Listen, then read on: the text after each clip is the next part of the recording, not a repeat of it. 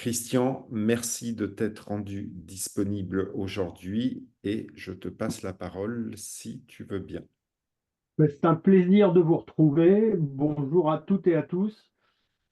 Euh, je vais essayer de traiter le sujet d'une manière assez brève. Vous allez me dire, avec une question pareille, la réponse rapide, c'est oui. Et après, place ouverte aux questions. Plus sérieusement, je vais essayer de le traiter à travers trois relations. La relation entre l'individu et le groupe. Il me semble que c'est un point intéressant si on veut comprendre en quoi l'IA. Je parle de l'IA collaborative, hein. Je ne vais pas m'aventurer sur le terrain de l'IA générative.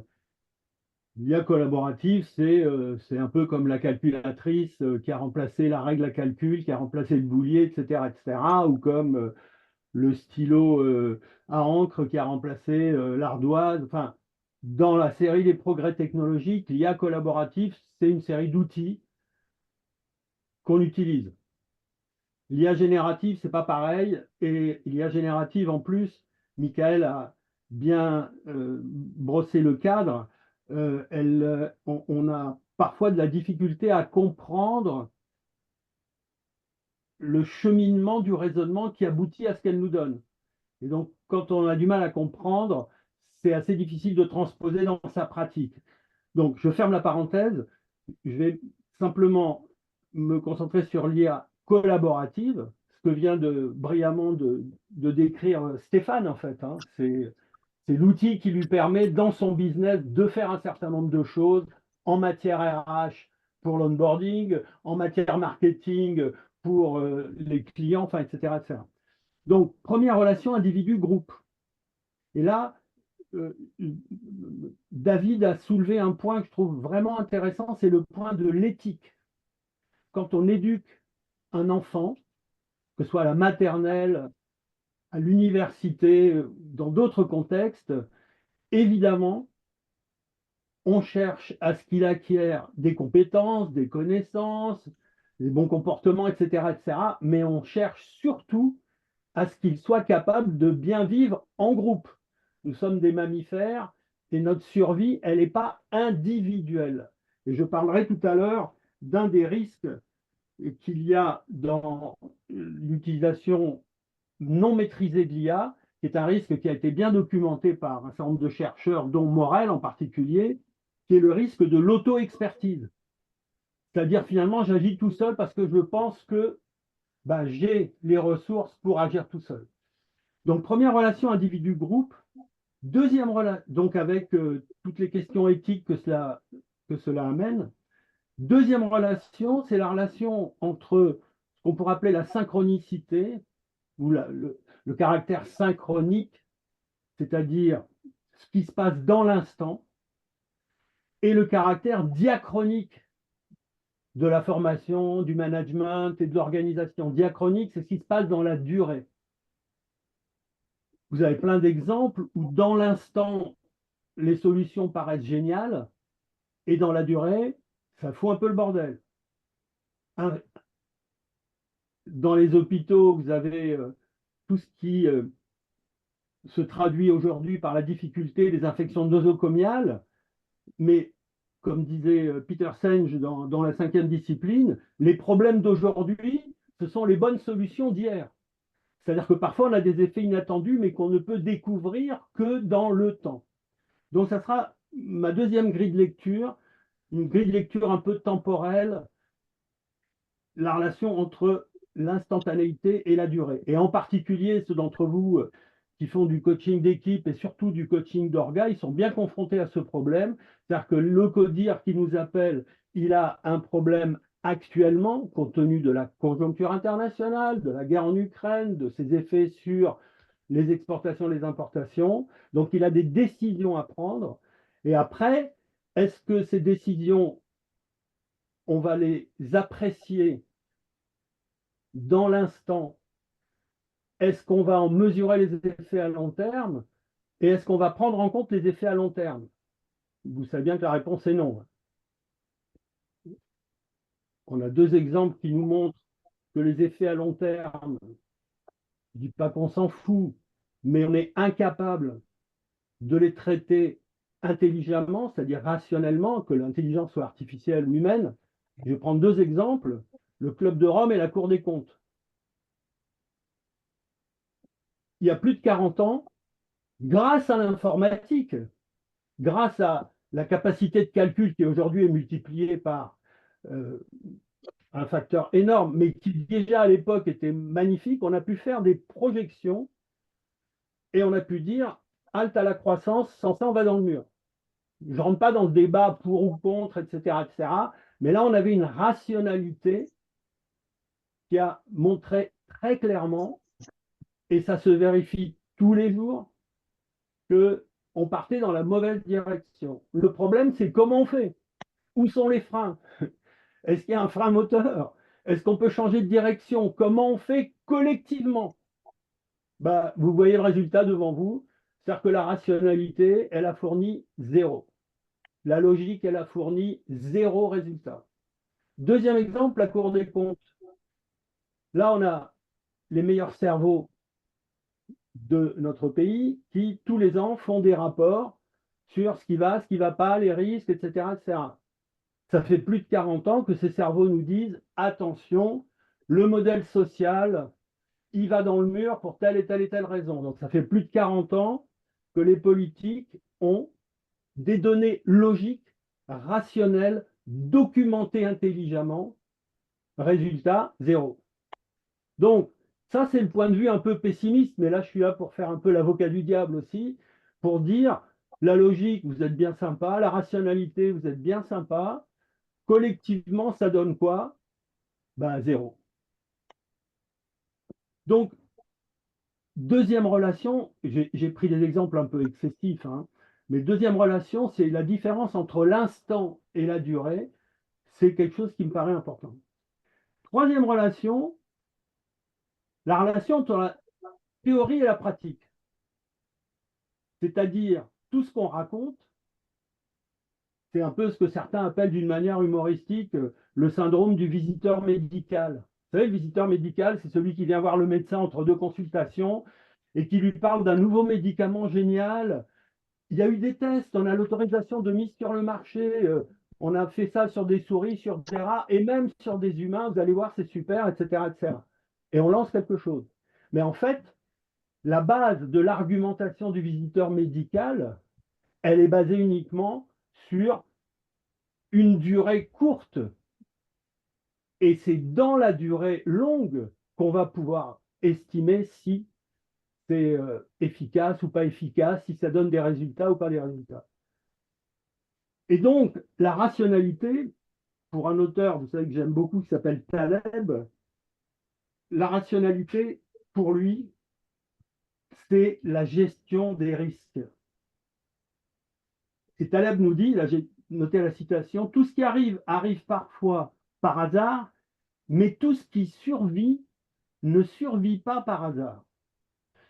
Donc voilà un petit peu les trois grilles de lecture que je vous propose, individu-groupe, instantanéité et durée longue, et théorie pratique. Alors la question c'est, est-ce qu'on peut s'appuyer sur l'IA collaborative pour la formation au management et au développement des organisations? La réponse est évidemment oui.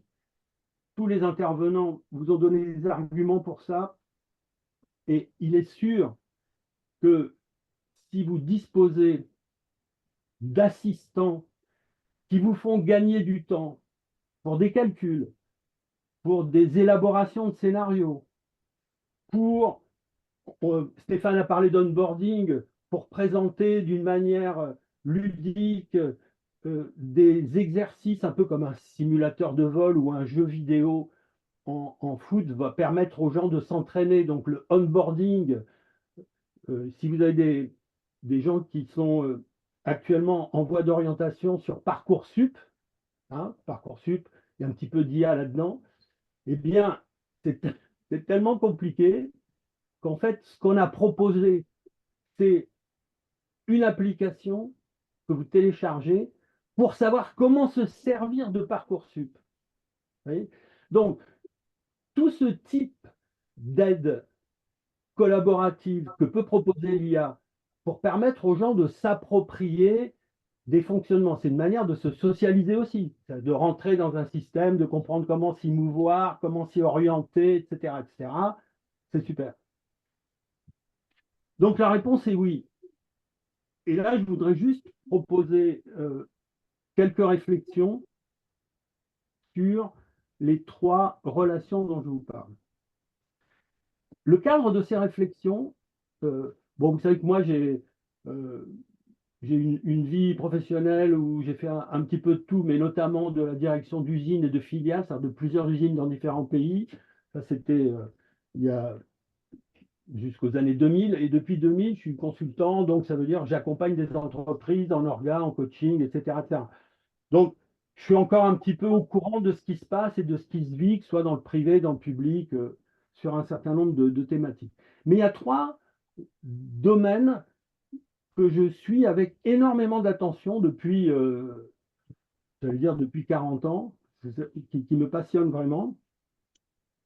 C'est le domaine militaire, l'armée, c'est le domaine musical, c'est-à-dire les orchestres classiques, les orchestres de jazz, la musique, et c'est le domaine sportif. Et en particulier, parce que c'est un sport très populaire et qui a énormément d'études dessus et que l'intelligence artificielle est très présente dans ce domaine. Il y a le basket aux États-Unis, mais moi, je regarde surtout le foot en Europe.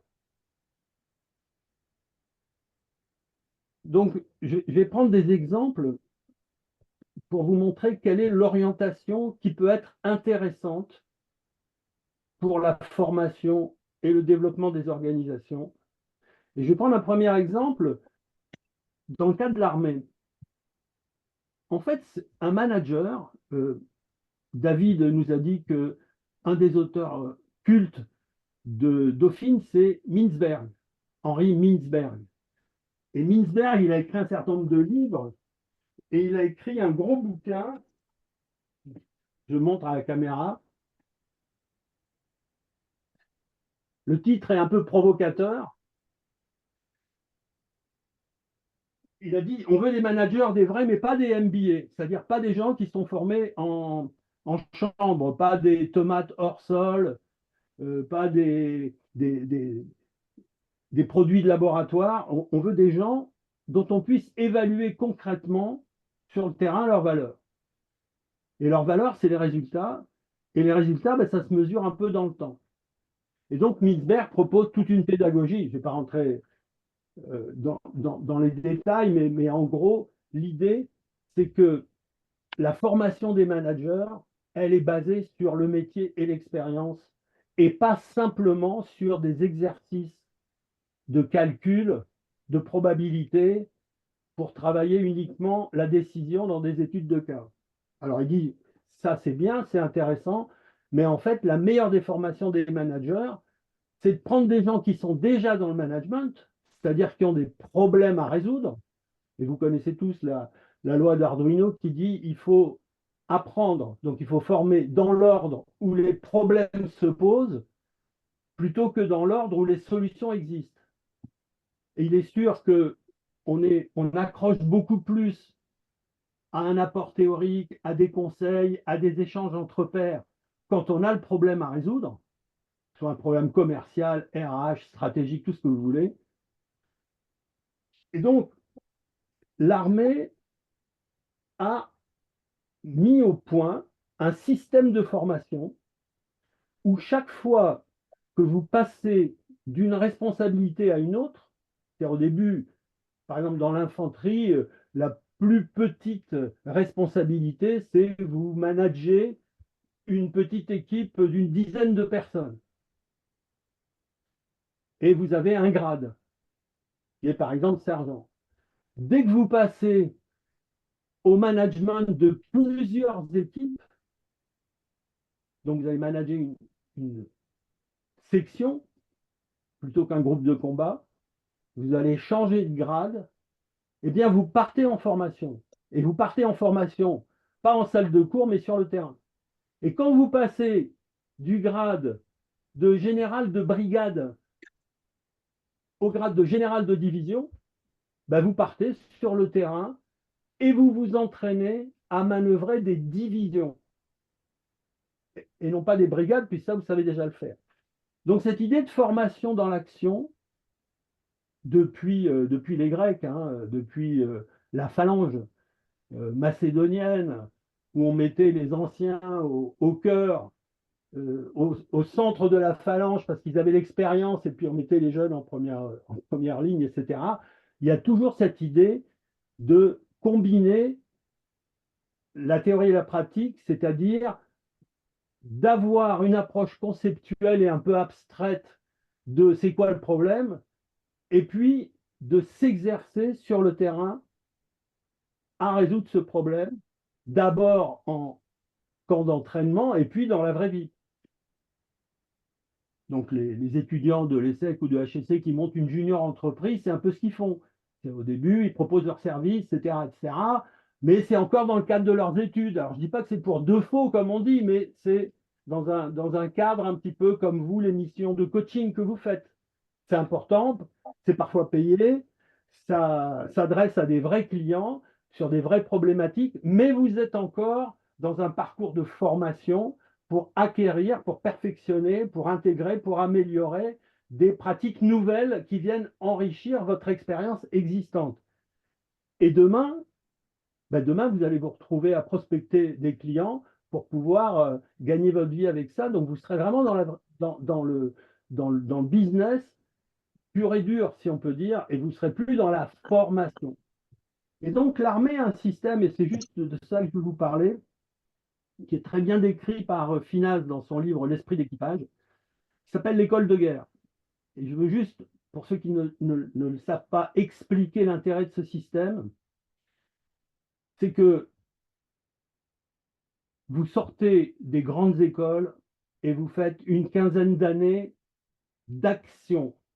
À l'armée, on va dire d'active.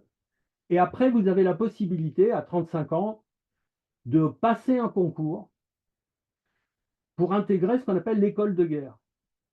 Et l'armée sélectionne un petit pourcentage de tous les gens qui passent le concours pour en faire les dirigeants, les cadres militaires de demain. Ça veut dire qu'il va y avoir une remise en question, un enrichissement dans l'action, alors que dans d'autres métiers, dans d'autres fonctions, on sort de l'ancienne ENA, par exemple, ou tout autre chose, ou même les études de médecine. Quand on ne se recycle pas, on finit ses études, et puis tout le reste, ben, on l'acquiert sur le tas et on ne l'améliore pas.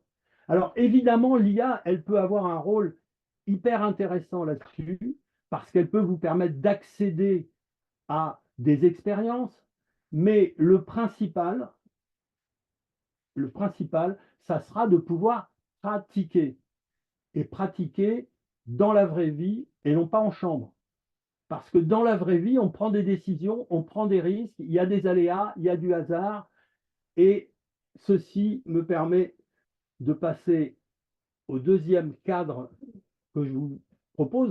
Donc le cadre militaire, c'est pour vous montrer en quoi la formation au management, vous avez compris que manager une organisation, c'est diriger une structure qui est faite de matériel, bien sûr, mais surtout de personnes, ce qu'on appelle les ressources humaines.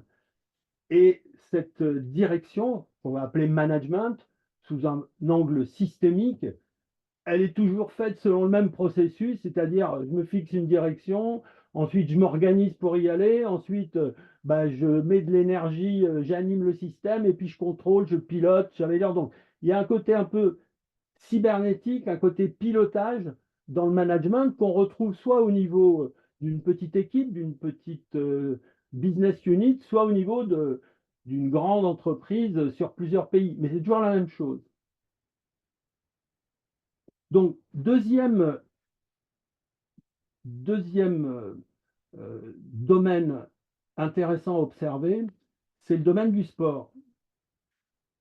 Et là, si je prends le football, il y a deux utilisations de l'IA qui sont assez intéressantes à observer.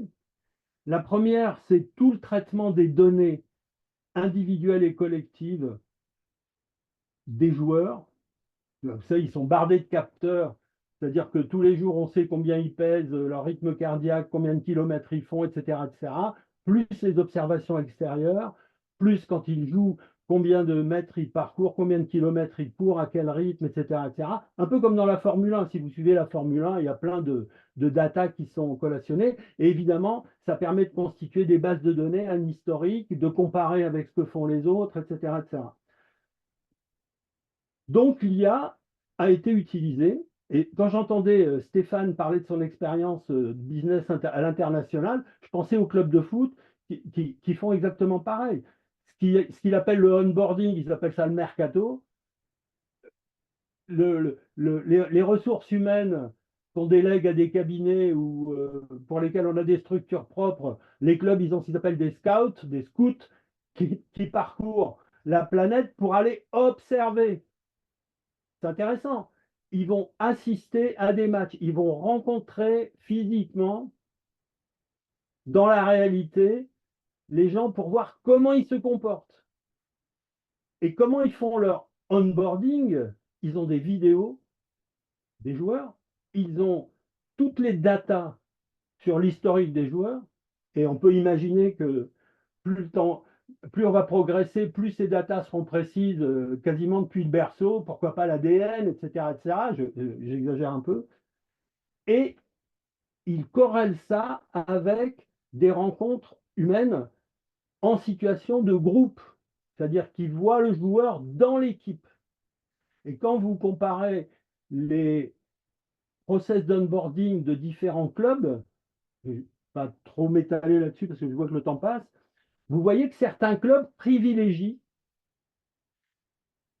des comportements de socialisation, donc des profils de joueurs différents de ceux qui, dans d'autres clubs, vont privilégier des profils sur le plan du marketing qui vont avoir un impact à l'étranger, qui vont permettre de vendre des maillots, des produits dérivés, etc., etc. Donc il y a des intentions dans le process d'utilisation de l'IA, il y a des intentions qui peuvent différer selon les clubs. Et ça, c'est la première utilisation intéressante à constater de l'IA collaborative.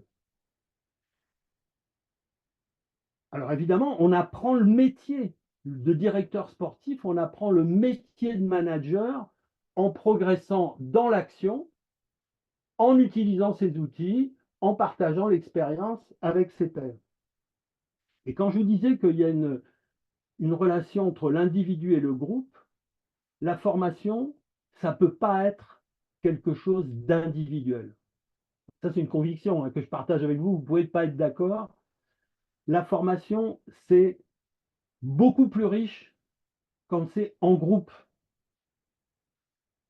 Les médecins généralistes, par exemple,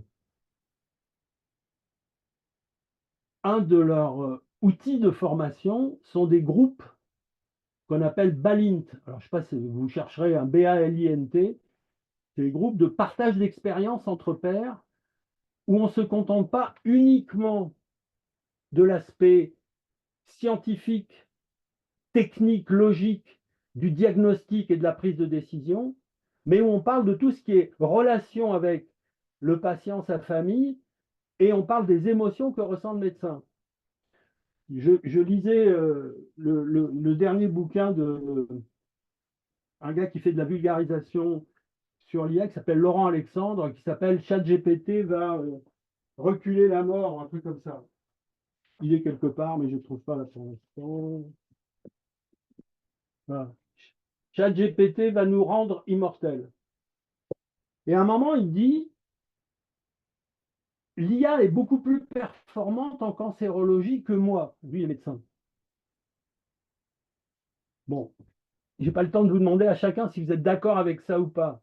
Mais quand j'entends ça, je me dis, pour détecter une tumeur, l'IA va peut-être voir des choses que lui ne verra pas. Mais pour autant, est-ce que l'IA collaborative, hein, elle va envisager la relation humaine avec le malade, sa famille, comment annoncer la nouvelle, comment accompagner dans le traitement et comment, parce que c'est pas une machine, hein, Laurent Alexandre, donc c'est un choc émotionnel aussi pour lui, comment il va gérer ça? Et ça, l'IA ne peut pas, aussi collaborative et générative qu'elle soit, elle ne peut pas le faire à sa place. Parce que c'est une situation qu'elle ne peut pas imaginer parce qu'elle va se produire une fois à un moment donné. Alors, elle peut aider, comme le fait pour un pilote d'avoir fait du simulateur de vol peut aider le jour où il y a un problème qui est répertorié dans le simulateur de vol. Mais vous savez qu'on ne peut pas tout répertorier. Vous savez qu'un jour, il y a un pilote dont les deux réacteurs se sont arrêtés et à qui la logique rationnelle de la tour de contrôle a dit fais demi-tour, ou il ne me rappelle plus, va te poser à tel endroit. Et le pilote, il, il a dit non et il s'est posé dans l'Hudson. Vous connaissez cette histoire, il a réussi à se poser dans l'Hudson, alors que toute la logique des systèmes rationnels, calculant les risques, etc., etc., lui disait qu'il ne fallait pas faire ça. Donc ça, c'est pour illustrer l'idée que même si l'IA est fiable à 95, 96, 97%, vous aurez toujours quelques pourcentages sur lesquels l'intervention humaine sera indispensable. Donc, si, là, je viens de prendre l'exemple de la formation en groupe, donc j'ai pris le groupe Balint, mais il y a un autre exemple qui peut être intéressant aussi, c'est que le groupe permet des prises de conscience que tout seul, je ne dis pas qu'on ne peut pas avoir, mais qui seront moins riches, moins porteuses de perspectives intéressantes. Et là, je vous suggère de vous renseigner sur une initiative de Frédéric Laloux, celui qui avait écrit Reinventing Organization. Et il y a une initiative qui s'appelle The Week. Et j'ai commencé en vous disant que le Club de Rome, ça n'avait rien donné, alors que logiquement, on aurait dû se dire, ouh là là, ils ont raison, il faut qu'on revoie notre façon de faire. Donc, ça veut dire que collectivement, bah, on a du mal. On a beau être intelligent, on a beau avoir les bonnes datas. Quand on regarde les résultats, on a du mal. Et à propos justement de l'Anthropocène et du réchauffement climatique, etc., etc., Lalou a observé que si on voulait vraiment agir, il fallait partager en groupe une information et en discuter. Et donc, il propose un programme qui s'appelle The Week sur une semaine où il y a un film à regarder, 3 soirées avec des échanges, etc., etc. Et des expériences sont faites aux États-Unis et en France. Ça, c'est pour vous montrer que l'IA collaborative va fournir de la data, mais cette data, c'est un peu ça mon message, hein, cette data, il faut l'exploiter individuellement et en groupe.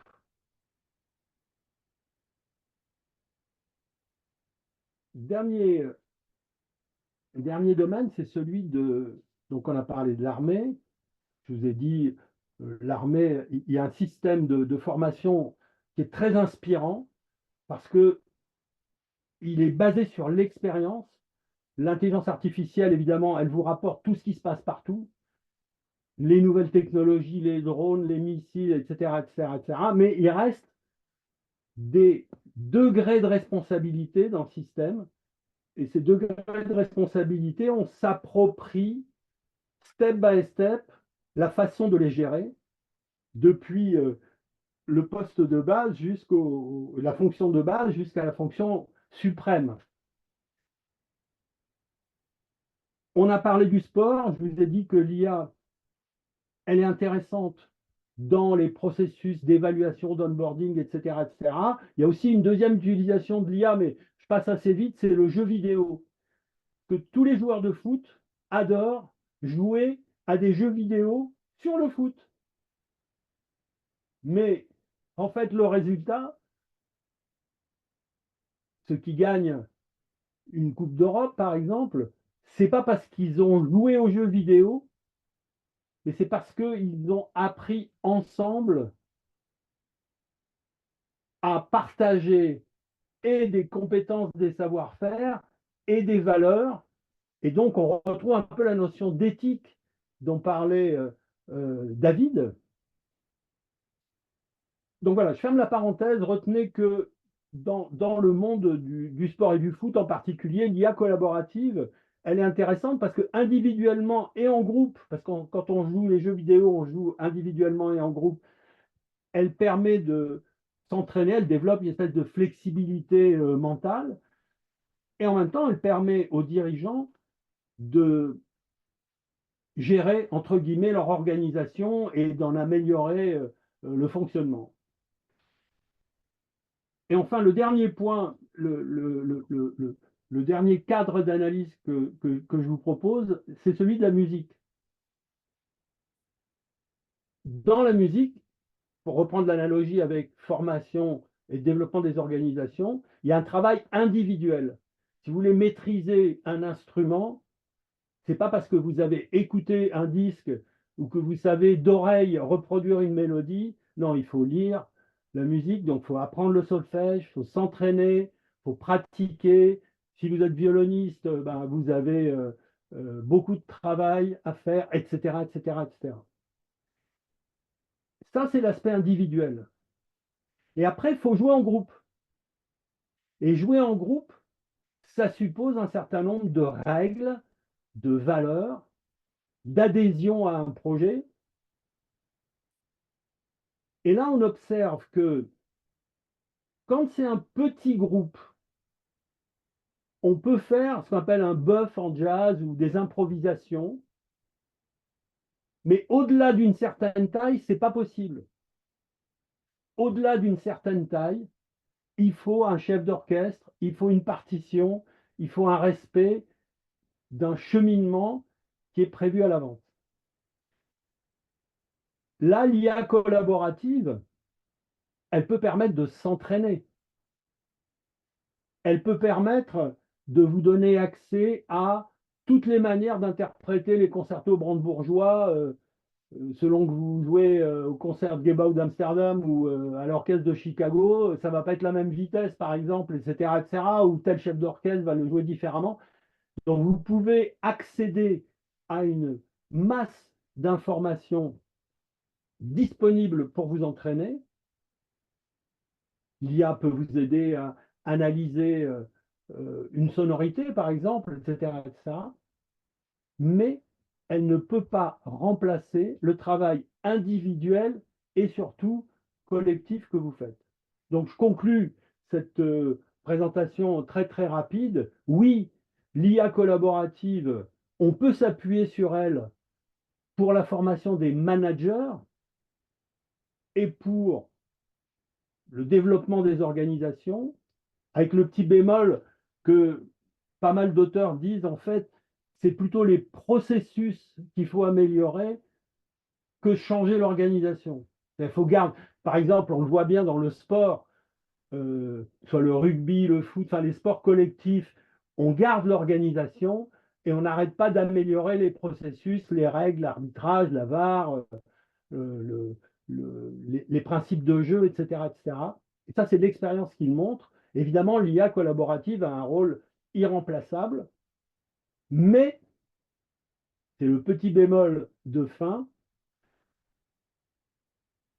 la logique, la rationalité, le calcul, la démonstration, si on regarde dans la vraie vie ce que ça donne, ben, on est obligé de se dire qu'il n'y a pas que ça et que ce n'est pas ça qui nous garantit, entre guillemets, hein, entre quatre paires de guillemets, la survie. Voilà. Merci Christian. Est-ce qu'il y a des questions